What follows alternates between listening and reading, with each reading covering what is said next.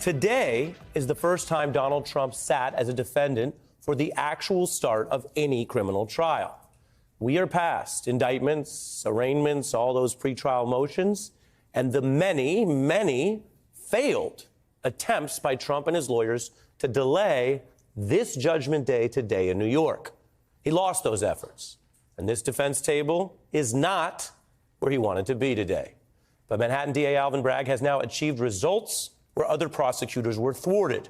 Bragg taking a campaign year cover-up and charging it as a felony plot. About 500 New Yorkers showed up today as potential jurors in this case. They may not recall the many details of this story that now dates from 7 years ago. Most of the courtroom action will be about selecting 12 jurors and 6 alternates. This day ended with no jurors selected yet. And this first day of the trial immediately dove into evidence about Donald Trump's potential criminal motive. Lawyers clashing over how to reference that infamous Access Hollywood tape, which prosecutors say motivated then-candidate Trump to pay off Stormy Daniels by Election Day. Wanted it done beforehand for a campaign purpose. That's one sign of the many fireworks to come, which could captivate this jury and the nation watching. So here we are. April 15th, 2024, now sets a legal precedent and marks American history. Other people who have served as president have been investigated, impeached, and accused of all kinds of wrongdoing. But none of them ever ended up at that defendant's table for a criminal trial where Donald Trump sat today. This is not a forum where the defendant has control. The judge is in charge and the jury decides. And that was clear immediately today as defendant Trump sat largely subdued and motionless, his public outbursts muted, his political bluster on hiatus. Legally, Donald Trump is presumed innocent. The burden of proof is on prosecutors alone. But starting tonight and in these weeks ahead, Americans will be presented with this momentous trial, the evidence, the testimony, both sides of the case. No one really knows what comes next. We don't know what the legal outcome will be. We don't know how a mistrial, which would not convict the defendant, we don't know how that would land with voters. Or if a Trump conviction would bring a jail sentence. Or if a conviction would impact voters. Overall, Donald Trump does face 4 total indictments. We've covered that. And remember, 3 of them turn on alleged election crimes. Crimes about abusing and trying to get or hold on to power. Those 3 in D.C., Georgia, and New York. Now, this New York case just happens to be the first prosecution to go to trial, and it could very well be the only one to go to trial before this year's elections. So the stakes really could not be higher. Our whole panel is here to get into this tonight. I want to bring in Rachel Maddow, who joins us on remote. First, Rachel, what does today and the start of this trial mean?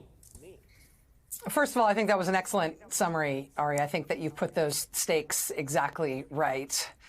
I mean, it took us a long time to get here. The origin of this case is, ahead of the 2016 election. It's been a long time. That in itself is a bit of a scandal. I think that's part of what I'm going to be talking about on my show tonight at 9 p.m. Eastern.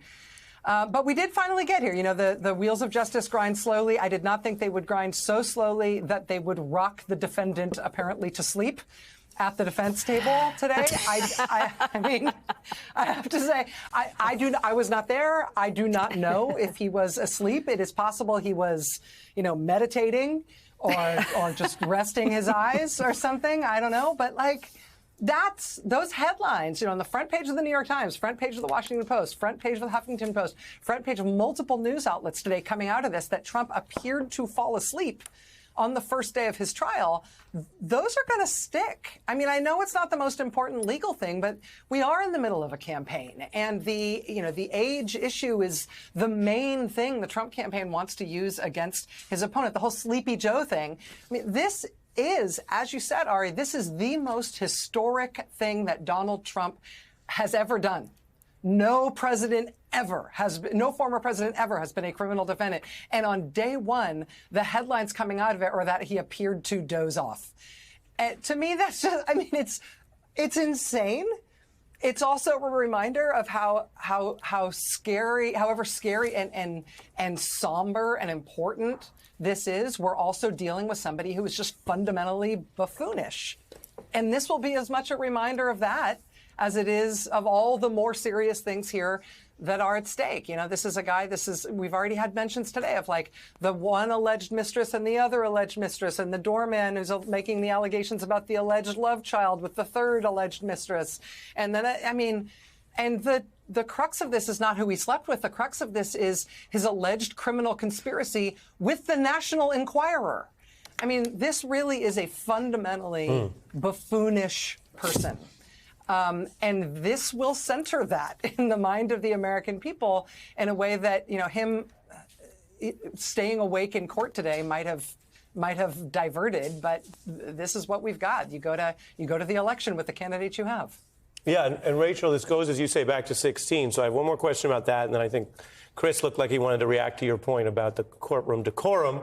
But Rachel, on 2016, you've advised everyone from all the way back then, watch what they do, not what they say. Even when what they say is so outrageous, it sometimes merits a certain amount of understandable reaction. What he says is, I'll testify. What he says is, bring it on. But what he does is try every which way, including in a final losing motion this morning, to prevent the very judgment day in this process that we're now going to cover. Yes, that's exactly right. The motions to delay this, to recuse the judge, to move the venue, to move it to federal court, to get the charges thrown out. I mean, these are all things that a defendant is eligible to try, right? The defendants have a lot of rights, and they can exercise all of them without prejudice against their case. But he's desperate to make this go away. And going all the way back to the original investigation here, when he had control of the U.S. Justice Department, in particular when he had his guy Bill Barr in the U.S. Justice Department, Bill Barr took remarkable, I think, national scandal level steps to try to make this investigation and this case go away on Trump's behalf. There's a reason this case has bothered him from the beginning. And, you know, again, watch how they behave when confronted with it, not what they say when they try to dismiss its importance. Well, just to Rachel's point about the campaign dynamics, the optics of all this, and the sustained eye resting that apparently happened in the courtroom. I mean, I do feel like if you call your opponent Sleepy Joe, you have one job for the rest of the campaign, which is like you got to like clockwork orange those puppies like open at all times. But it's also interesting too to imagine. I mean, again, this man, who I think is not a particularly emotionally regulated individual and does not have a tremendous degree of self-mastery and discipline, in a situation in which, to your point, Ari, he doesn't control things, in which he doesn't control the pace, the conversations are happening outside of his purview, but he has to sit there and watch it. I mean, it is... I really can't think of a thing that's more nightmarish in some ways for him, just at a personal level of like, you don't have like the stimulus, you're not getting like little ego bumps from some social media replies, and you just got to sit there and watch this day after day. I mean, this was day one. This is weeks and weeks of this. So just at the most sort of human level, I was just watching the reports today and thinking about just the sheer psychological torture. I really mean that is this. And then also the point that he keeps making, which is true, although not for the reasons he says, which is he's not on the campaign trail talking to people. Like, he's not doing events with, like, you know, the farmers in Michigan or some whatever swing state rally he would be doing. He's sitting in a courtroom in New York where he's accused of serious crimes and felonies, where a serious case is going to be presented. Mm-hmm. Yeah, I mean, I was struck by the visual of him in the courtroom. Obviously, cameras are not in the courtroom. We didn't see, but we did see the photo of him in the courtroom. He looks small in that photo, a little rough in that photo, I think it's fair to say. But he also was treated as every defendant would have been treated, as that's how our justice system should work. He walked down those same dark, dingy hallways, right, that others did. He had to face the judge and answer some simple questions. That's not him, to Chris's point, controlling his own narrative and kind of spouting out to the public. And that struck me. I was a little surprised by that. The other thing I thought was striking is this whole case has been shorthanded, right, as this hush money case. We're all talking about so many legal cases at all the time. The hush money case, the hush money case. And today, it really brought to the surface not just the details about this particular case, but Karen McDougal in that case, the paying off, as Rachel mentioned, the National Enquirer paying off people to prevent stories from emerging.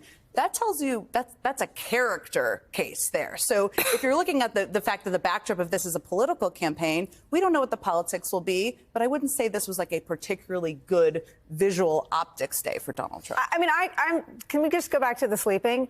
A Republican said to me at 2:30 after Maggie Haberman appeared on CNN, who was actually, Maggie's in the courtroom. A lot of our reporters and Sue Craig, who's on my show, is in the overflow room. But Maggie Haberman is in the courtroom, reported that he slumped and fell asleep for a moment. Now, I have a newborn. I fall asleep everywhere except on live TV. I've got like a mountain of sympathy for nodding off. It's actually deeply relatable. However, let's be clear. The entire crux of the campaign against Joe Biden, not just on TV and stump speeches, but all the smears, all the attacks, all the maligning of Joe Biden is about his feebleness. And Donald Trump fell asleep on the first day of his criminal trial today.